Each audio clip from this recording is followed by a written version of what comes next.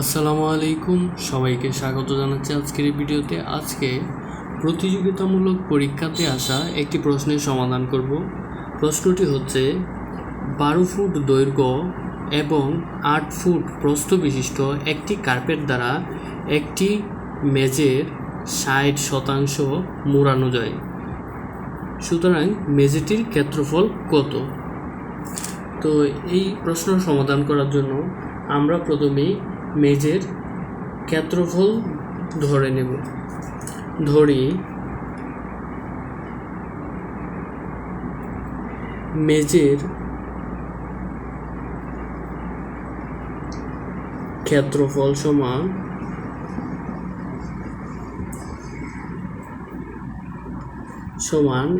x বর্গ foot. যেহেতু এখানে একক দেওয়া আছে ফুটে, সুতরাং আমাদেরকে ফুটে হিসাব করতে হবে।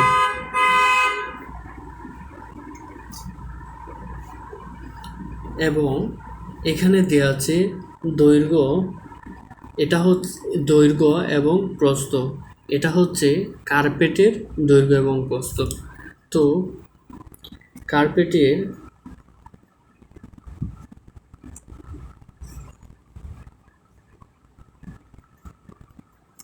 দৈর্ঘ্য সমান 12 ফিট এবং প্রস্থ সমান 8 ফিট। তো প্রশ্নতে বলা হচ্ছে এই যে কার্পেট আছে, সেই কার্পেটটি মেঝের 60% মোড়ানো যায়। তো এখানে আমরা মেঝের ক্ষেত্রফল ধরে নিয়েছি x বর্গ ফুট। তো কার্পেটের ক্ষেত্রফলটি হবে সম্পূর্ণ মেঝের 60%, সেটাই আমরা লিখব শর্ত মতে।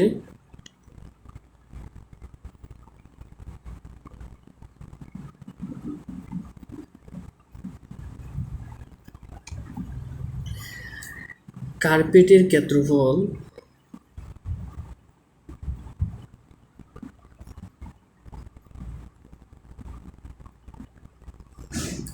ক্ষেত্রফল সমান হচ্ছে মেঝের ক্ষেত্রফলের 60%।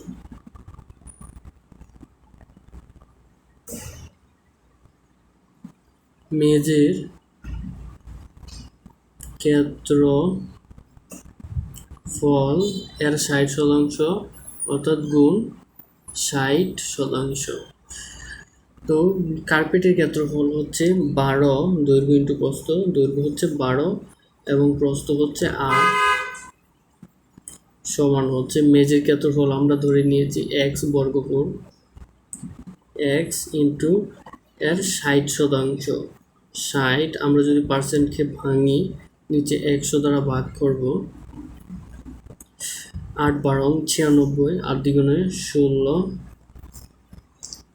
হচ্ছে 1, 8 কি 8 আর 1 9, 96 সমান।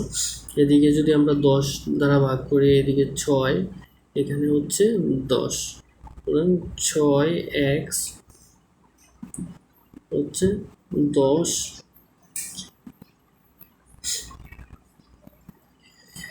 আর গুণন করি, 6x সমান 10 ইন্টু 90, 96।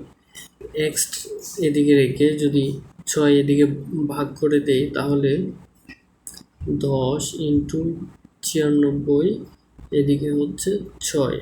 আমরা যদি 96কে 6 দ্বারা ভাগ করি, 6কে 6, এদিকে হচ্ছে 3 আর 6 6 6 36, 16।